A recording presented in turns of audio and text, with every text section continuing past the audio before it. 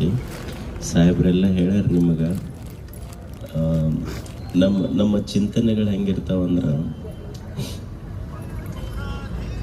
ಈಗ mobile use ಮಾಡ್ತೀವಿ ನಾವು. ಮೊಬೈಲ್ ಹೊಡಿಬಾರ್ದಂತ ಮೊಬೈಲ್ಗೊಂದು ಸ್ಕ್ರೀನ್ ಗಾರ್ಡ್ ಹಾಕ್ತೀವಿ, ಅದ್ರ ತಲೆ ಹೊಡಿಬಾರ್ದಂತ ಹೆಲ್ಮೆಟ್ ಹಾಕೋದಿಲ್ಲ ನಾವು. ಅಂದ್ರೆ ಮೊಬೈಲ ಭಾಳ ಮುಖ್ಯ ತಲೆಕ್ಕಿಂತ ನಮಗೆ.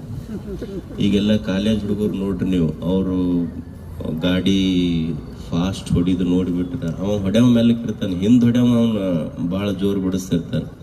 ಅವ 50 ಬಿಟ್ರೆ 60 ಬಿಡು ಅಂತಾನೆ, 60 ಬಿಟ್ರೆ 70 ಬಿಡು ಅಂತಾನೆ, 70 ಬಿಟ್ರೆ 90, 90 ಬಿಟ್ರೆ 100, 100 ಮಟ್ಟ ಬಿಡ್ಬೋದು, 100 ಮೇಲೆ ಬಿಟ್ರೆ 108 ಬರ್ತೈತೆ ಅದು.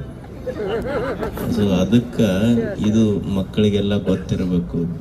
ಇದು ರಸ್ತಾ ಸುರಕ್ಷೆ ಅಲ್ಲ, ನಮ್ಮ ಸುರಕ್ಷೆ. ಇದು ಬಹಳ ದೇವ್ರಿದೊಂದು ಆಯುಷ್ಯ ಕೊಟ್ಟಾನಲ್ಲ, ಇದನ್ನ ಹುಂಬುಗುತ್ತಿಗೆ ಮೇಲೆ ಬಳಸೋದಿಲ್ಲ, ಬಹಳ ಜಾಣತನದಿಂದ ಬಳಸಬೇಕು.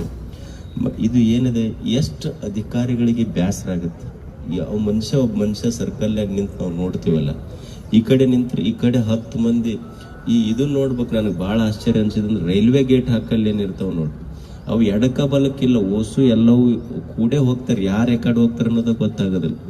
ಈ ಒಂದು ಲೆಫ್ಟಿಗೆ ಹೋಗೋರಿದ್ರೆ ಬಸ್ ನಿಂತಿತ್ತಂದ್ರೆ ಓಸು 2 ವೀಲರ್ನವ್ರು ಆ ಕಡೆ ಬಂದು ನಿಂದಿರ್ತಾರೆ, ಆ ಕಡೆಯವರು ಪೂರ ಯಾಕಡೆ ಹೋಗ್ಬೇಕು ಅನ್ನೋದೇ ಗೊತ್ತಾಗೋದು. ಅಂದ್ರೆ ಇದು ಕಾಮನ್ ಸೆನ್ಸ್ ನಮಗ್ ಬರ್ಬೇಕಿದೆ ಎಲ್ಲ.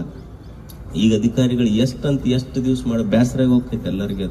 ದಿವಸ ಎಡಕ್ಕೆ ಕೈ ಮಾಡಿ ಬಲಕ್ಕೆ ಕೈ ಮಾಡಿ, ಎಡಕ್ಕೆ ಕೈ ಮಾಡಿ ಬಲಕ್ಕೆ ಕೈ ಮಾಡಿ ಸರ್ಕಲ್ನಾಗ ನಿಂತು ಎಷ್ಟೊತ್ತನ ಮಾಡ್ಲಿಕ್ಕೆ ಸಾಧ್ಯ. ಸಾಮಾನ್ಯರಲ್ಲಿ ನಮ್ಮಲ್ಲಿ ಪ್ರಜ್ಞೆ ಬರಬೇಕಿದೆ. ಈ ಪ್ರಜ್ಞೆ ನಮ್ಮೆಲ್ಲರಿಗೆ, ಒಬ್ಬ ಜವಾಬ್ದಾರಿಯುತ ನಾಗರಿಕರು ನಾವು ಎಲ್ಲಿವರೆಗೆ ಆಗೋದಿಲ್ಲ ಅಲ್ಲಿವರೆಗೆ ದೇಶ ಕಟ್ಟೋದು ದೂರ ಉಳಿತು, ನಮ್ಮ ಜೀವನ ನಾವು ಕಟ್ಕೊಳ್ಳಿಕ್ಕೆ ಆಗೋದಿಲ್ಲ.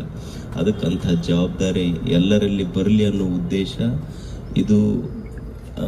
ಏನಂದ್ರೆ ಇದು ಜಾಗೃತಿ ಮೂಡಿಸೋ ಕೆಲಸ ಐತೆ ನೋಡ್ರಿ.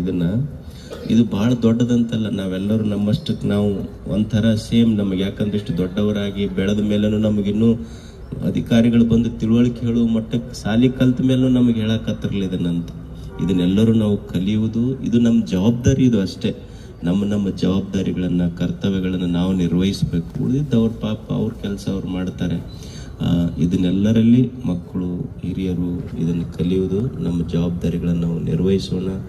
ಅವರ ಈ ಕಾಳಜಿಗೆ, ಅಧಿಕಾರಿಗಳ ಕಾಳಜಿಗೆ ನಮ್ಮದು ಒಂದು ಕೃತಜ್ಞತೆ. ತಮಗೆಲ್ಲ ಒಳ್ಳೆಯದಾಗಲಿ ಅಂತ ಹೇಳಿ ಮಾತು.